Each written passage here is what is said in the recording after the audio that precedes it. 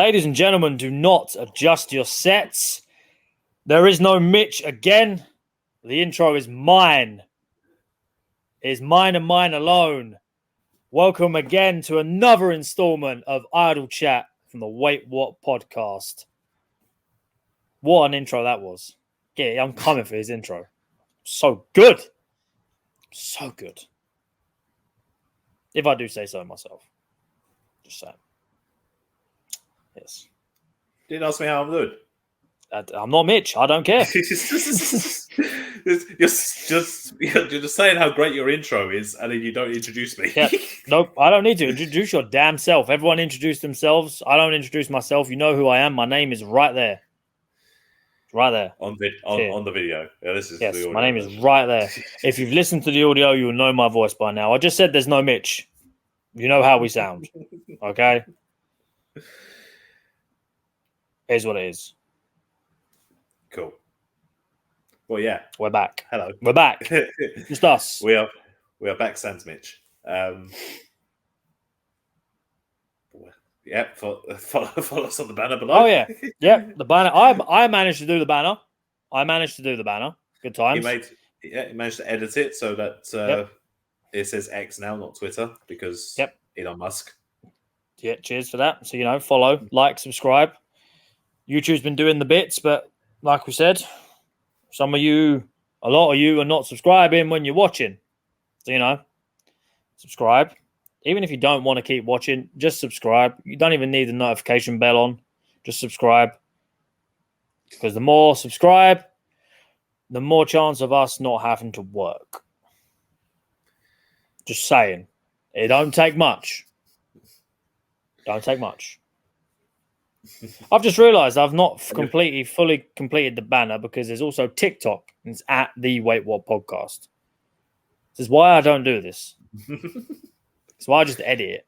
And come to think of it, that intro was shit. That intro was amazing. It's fantastic. So what are we talking about? Well, seeing as Mitch isn't here again, we can talk about what we fucking want. Politics? Nah. No, Mitchell definitely don't want to talk about that. I don't want to talk about politics because I don't know. Well, there was an event that happened over the weekend, just gone. My last weekend as of now when this comes out, but there was an event, a slam of some sort during a specific season. That's it, Autumn Slam. No, we had a pay-per-view or a premium live event in the world of professional wrestling. We weren't going to talk about it, but seeing as Mitch isn't here and we don't know what else to talk about, that's what we're going to do. That's what we're going to do. Indeed. So, we have been doing quite a bit of wrestling recently. Yeah, we did a whole two-part tournament. Yeah, and in a couple of weeks, we're going to talk about it again. Yeah, but that's a good reason. I mean, we're going to our first wrestling event together in person. I'm going to 2 wrestling events within the space of a week. And Liam's going to All In, so get his perspective on that. We're going to have to cover it. So look, don't worry, there'll be an Idle Chats. So don't worry. Don't worry. And also, in our defense, wrestling's pretty hot right now. It is. There's a lot going on in the world of wrestling. It's big times. It's making the mainstream, like more people know about it, and more people are watching than ever. So we can talk about it because there's an audience for it. And it's evidenced by the fact that this SummerSlam was one of the biggest it's the biggest they've had in America. It's 59,000 people were there. And the only one that's beaten that is the 92 one, but that they held at Wembley Stadium. Yep. So it's kind of evidence of how well WWE is doing right now when it comes to attracting crowds. Mainly due to the storylines and the stars and the characters that they're putting over. Sometimes they kind of may shoot themselves in the foot creatively. Yeah, pretty much. There's a lot of power struggle at the moment. Vince McMahon is out. but then he's in, but then he's getting indicted, but then he's having spinal surgery. So it's crazy. It's all over the place. We try not to talk about that. Just keep it to the wrestling. Well, we started off with a weird match, really. We started off with one of the reasons why wrestling is popular right now is that Logan Paul is in wrestling. He attracts a large younger fan base to and he's in what he's doing. Good at it too. Good. And he's got over with the wrestling fans because he's actually decent at wrestling. And he's a heel. He's a very good heel. People don't like him. Yeah. He went 18 minutes with Ricochet. Ricochet, the Irish cousin of the wrestler. Yeah. Yes. And from what I understand, at the beginning, it was kind of like Ricochet and Ospreay. Yeah, don't disrespect them. The matches like that. Don't disrespect Will Ospreay like that. I'm just saying where they kind of do all the flips and stuff. It was very flippy. Logan Paul cannot do it as well as Ricochet or as Will Ospreay, but they had their moments. They're flippy. It was an okay match. It was what you'd expect. Ricochet held his hand through quite well. There was no botches. Everything looked good as you'd expect. And the finish was what it needed to be. The finish was good. Logan Paul cheated. He knocked out Ricochet with the help of the brass knucks. It's perfect because he'd been saying he was going to knock him out. He did knock him out on Raw a week or two ago. So it made sense. The ending was good. People fucking hate him for it. Yep, and good. Logan went up. Yeah, and Logan's now got that win that he has. Like he obviously didn't win at WrestleMania against Seth. No. He did win. And he did win Money in the Bank. Yep. So he's had 2 losses, and now he's back on. He needed a win to get. And Ricochet can take a loss to Logan Paul when it's not going to affect him in any way. So. And plus, they put Ricochet over strong by having him lose to the brass knuckles punch kind of thing. Like it wasn't just Logan Paul's surgically repaired hand; he did have brass knuckles on kind of thing to knock Ricochet. But it was on the hand there was one on the hand that was surgically repaired, so it made sense. Yeah, but he still wore the brass knuckles, and of course, yeah, that protects Ricochet as for losing. So and Logan Paul went on first so that he could go to see Jake. Literally jumped straight. The entire front row was gone. It was all his cronies. Really? It was the entire front. Yeah, if you go back and watch it, if you watch the Brock and Cody match, the cameras keep trying to get away from that side of the ring because it's just an empty row. Just empty. They all literally. He said they could have got fillers in. Yeah, but the next match after that is. Oh no!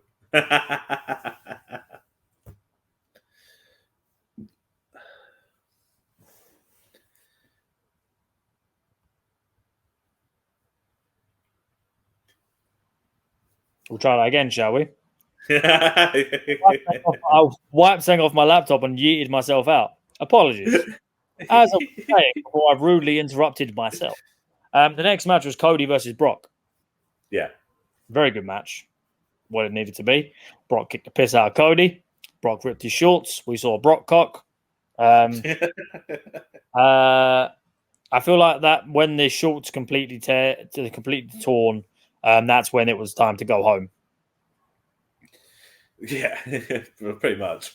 But it was interesting because at the end of the match, Brock took it upon himself to shake Cody's hand, hug Cody, and raise his hand. It wasn't scripted. So, yeah, I mean, Cody hit 3 crossroads on Brock again. Like, that's pretty definitive. He does. Yeah. So he goes Brock over. Sweats so much. He sweats so much, man. It's crazy. I mean, to be honest, it went for 17 minutes. 15 of those minutes, Brock was kicking the piss out of Cody. Let's be honest. Suplexing him here, there, and everywhere.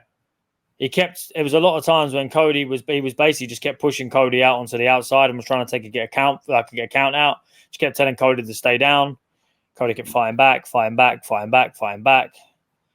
Did a disaster kick, did a second one, went for the third, got fucking just blasted out the air.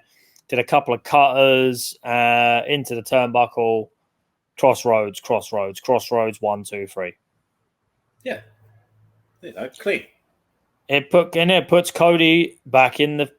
Okay, so now Cody's... I've seen the Raw that came out afterwards. Cody cut a promo, said about how he feels acknowledged. Wink, wink. Nudge, nudge. We'll get to that bit later on, but that's setting him up for a Universal title. After this one, though, was the most important win of the night. Was the 25-man Slim Jim SummerSlam Battle Royal. It was won by one man and one man only. The megastar himself, L.A. Knight. What a man. You're not going to go, yeah. Yeah. I was hoping you were going to do it, to be honest. But I was like, let me talk. Let me talk to you. There's a typical battle royal. Let's be honest. I mean, they're setting up future feuds, etc., etc.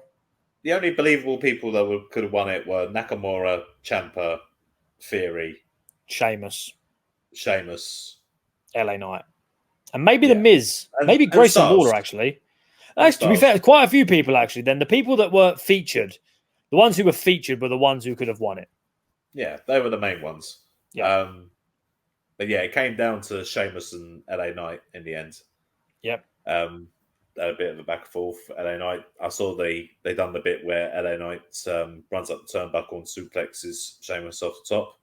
Well, the thing is, they did that on SmackDown the day before, and it messed it up. And they slipped.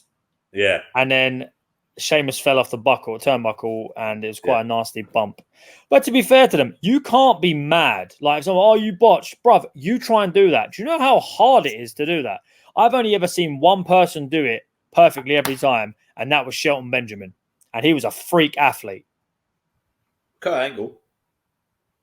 I saw Shelton do it more. Well, was that Kurt Angle, or was that the Perks he was on? Which one was it? Shelty B was never on. When he used to Shelty B was Shelty B was the gold standard. Okay. He used to lay there playing possum. The babyface would go up to the top rope, and then he'd jump up onto his feet. Nowhere near as good as Benjamin's though. Yeah, that guy was amazing.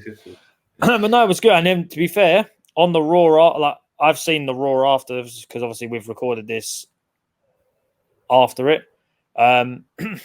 They're setting up, by the looks of it, the Miz is going to be feuding with LA Knight, which is a good feud for LA Knight, because Miz can lose that and it ain't going to take anything away from him. And if he does get a win over the Miz, it's a 2-time Grand Slam champion. So it's good for him in the long run. Apparently, the slow burn has started for LA Knight. We'll see. Yeah. Yeah. Oh, the next match. Oh. So, yeah. Shayna Baszler defeated Ronda Rousey by technical submission. In an MMA rules match that wasn't MMA rules. Well, it wasn't in a cage. Wasn't in a cage for one. Wasn't in a cage. Wasn't in an octagon. Wasn't in a fight pit. It was basically no disqualification without weapons, without leaving the ring. Match because Baszler got hurt and then carried on again. Like, that don't happen. Stupid. It was shit. It was a way of, I think, of Baszler putting Rousey down, and Rousey was out. That was her. She's finished now. She's done. Everyone's saying she's done with WWE. Good. Bye-bye. Get out. I never want to watch another match like this again. I reckon she'll be back. I hope not. I reckon she'll be back. Once Vince is gone properly, I reckon she'll be back. Well, from one shit show to an absolute fucking beast of a match. After that was Gunther versus Drew McIntyre for the Intercontinental title. That was what you fucking call hard hitting. Them two beat the piss out of each other, mate. They did. I think if Gunther chopped me, I think I would have a rib cage as a spine. My chest would be gone. I think it'd make your heart stop.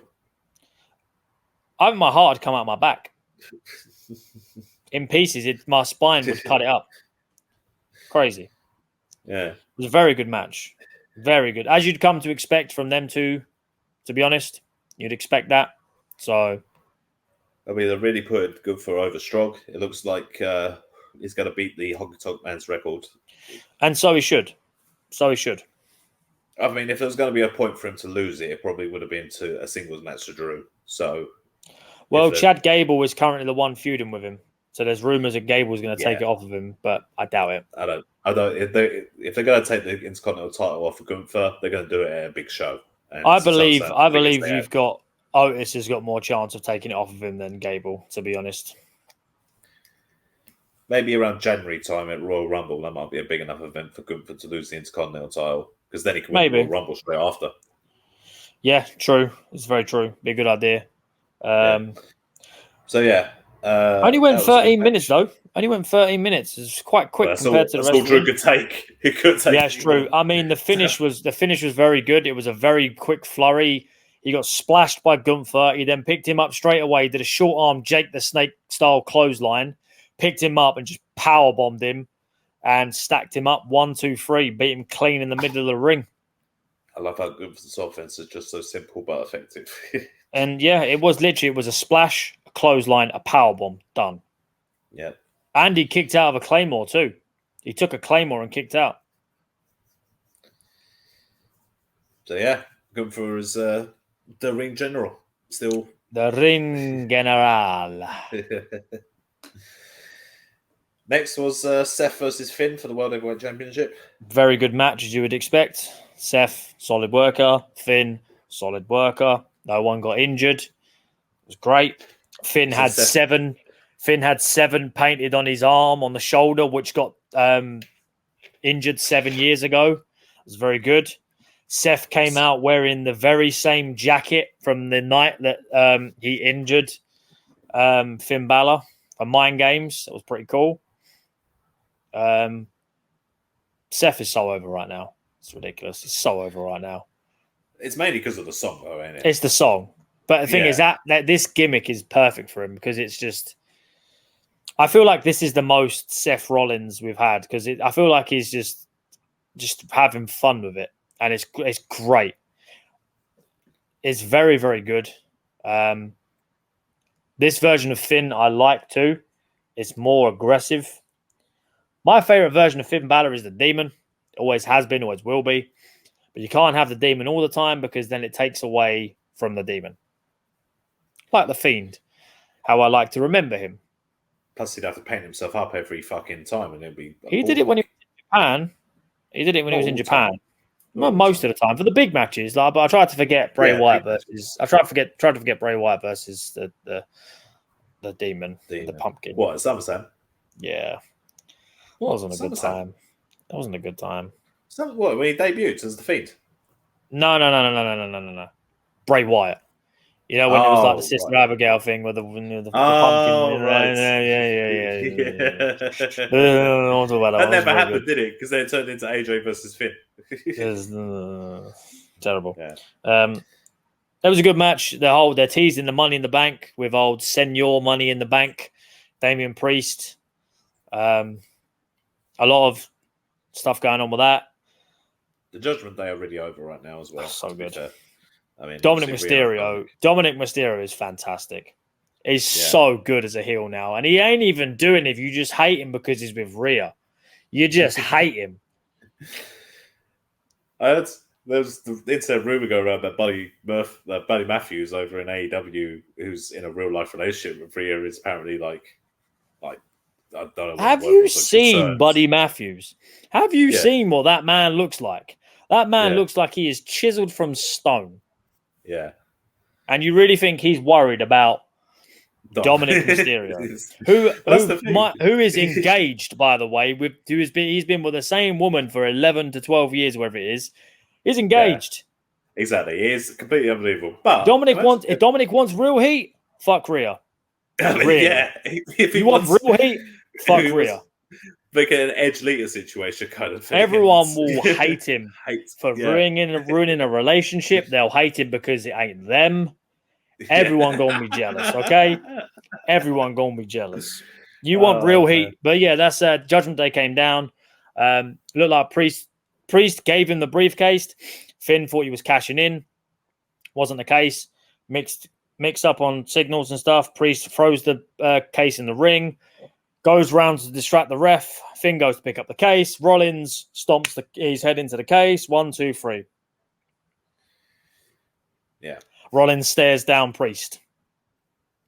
So I think Priest is going to be the one to take that title off of Rollins. Yeah. I think Rollins is going to defend it against someone, have the shit kicked out of him, and then Priest to come in. And that's when Balor will be kicked out of Judgment Day. Right. And then go for a long reign with Priest, or we... why not? Why not? Yeah. Who else is going to hold that title? It's the World Heavyweight title. Who else is going to take it? You could do Priest versus Balor. That'd be pretty for a while, yeah. Yeah. Make Balor run the gauntlet before he faces Priest. Easy. Yeah. Not necessarily an actual... Go for Dominic Mysterio. Well, he's got to wrestle Dominic Mysterio, but how many... Dominic Mysterio's a champion. He's a champion. Oh, yeah. Of the whole of North America. The whole of North America. Not just the US. The whole of North America. After that, I will say this next match for me is one of the most sloppy on the card, and it's disappointing. Bianca Belair, Asuka, and Charlotte Flair. With them three names, you think the match would be tight. Would be very good. But it wasn't at all. It was sloppy. It did not look good. It was like, this is not what I expect from them three. It's not. I mean, yeah, but then you could also argue it kind of looked more like a real fight. Not necessarily. When Asuka did a DDT off the top rope, she jumped Miss Charlotte Flair by about 10 inches. And then just put her hand on her head and just sort of like grazed past it, and Charlotte fucking rammed her own face into the mat. And I was just like, come on, man. This is why I don't watch these matches, because they suck. It's just not done right. Yeah. I mean, the finish was good because it was clever.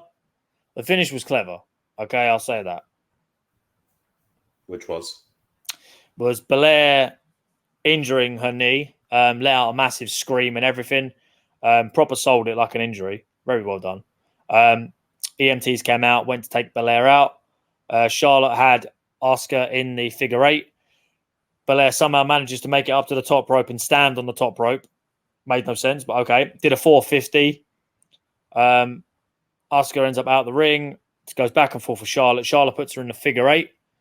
Asuka crawls into the ring, spits the mist in Flair's face. Flair drops down to just a normal figure four. Asuka goes near Belair. Belair rolls her up while still in the figure four. 1, 2, 3. New Women's World Champion. Then the music hits. Here comes Io Sky and Bayley. Bayley hits Flair with a briefcase. Bayley hits Asuka with a briefcase. Goes to hit Belair. Belair chins her. Doesn't see Io Sky. Somehow. I have no idea. She was standing right next to her. Anyway. Io Sky then takes the briefcase. Hits Belair in the bad knee. Hits her in the face. She takes a face shot with it as well. Gets her hands up. But she takes a face shot, which I didn't think they were allowed to do. And Io Sky cashes in. Over the moonsault. 1, 2, 3. New Women's World Champion. And Dakota Kai was there. So by the looks of it, Damage Control is back. So, was Belair the right person for Io Sky to cash in on? I mean, she was injured. It made most sense as a way of getting the title, giving the title back to Belair,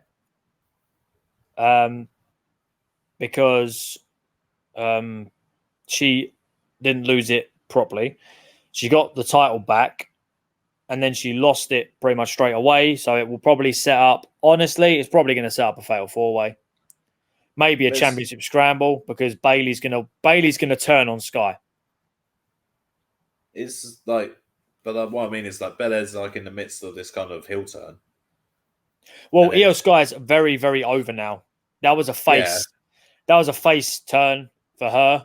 Bayley, not so much. But I feel like it's perfect, because this will then send Belair on, because she's tried doing it the right way.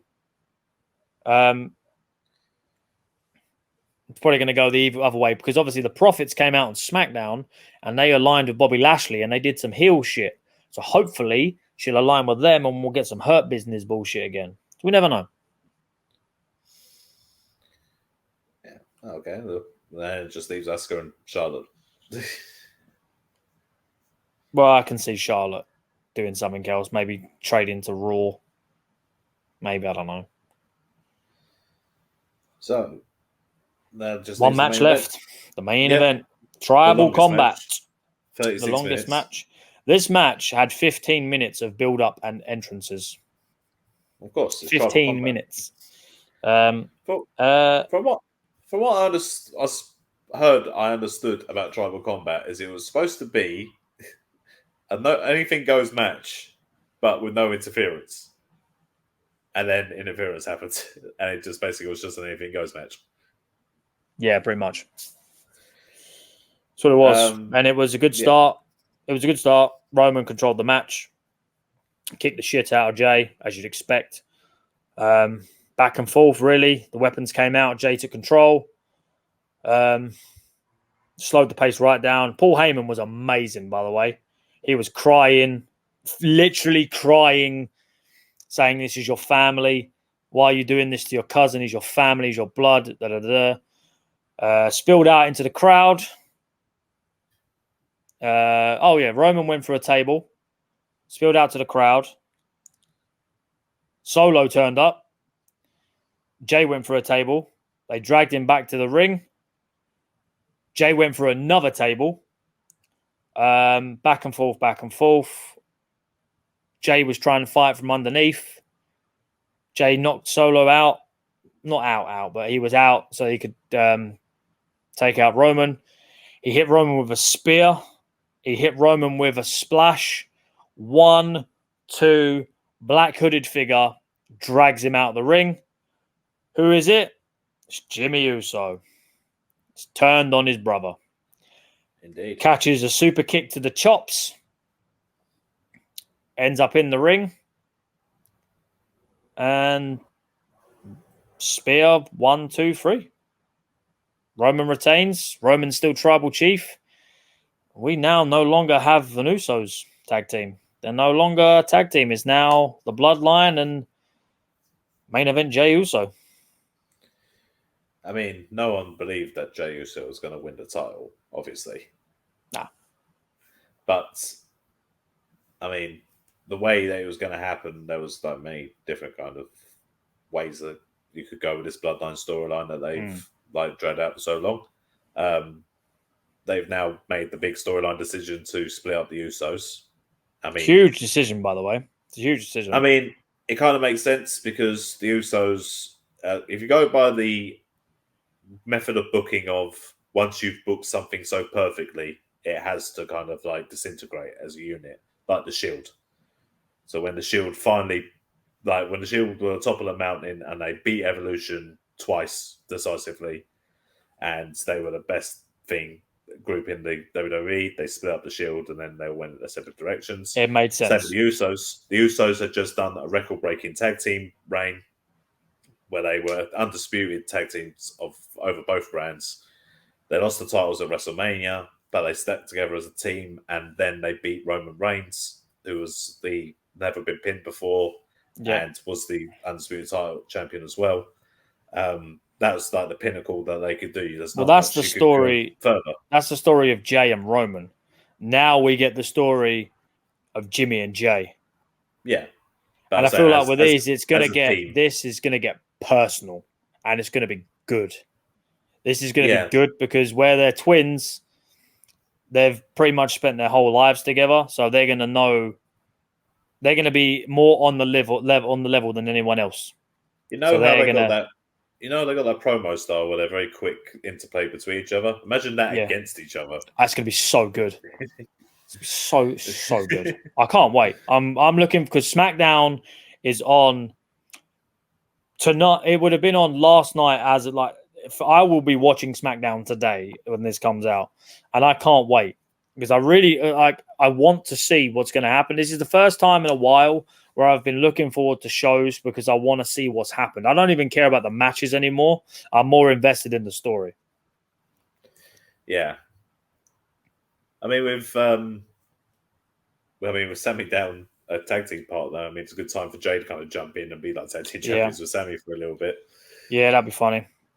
Well, the thing is, on Raw, the New Day are back. Kofi and Woods are back together. We have the New Day again. So what's to say they don't turn up and say to them both, like, what's wrong with you two? What are you doing? Your brothers, yada, yada, yada. You never know. Yeah. Well, the rumor is that WWE want to stretch this feud out to WrestleMania 40.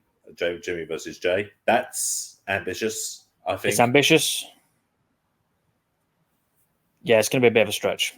If you'd have done this at Rumble, perfect.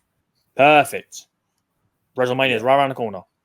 Yeah. But you've got to get through Survivor Series. You've got to get through Rumble.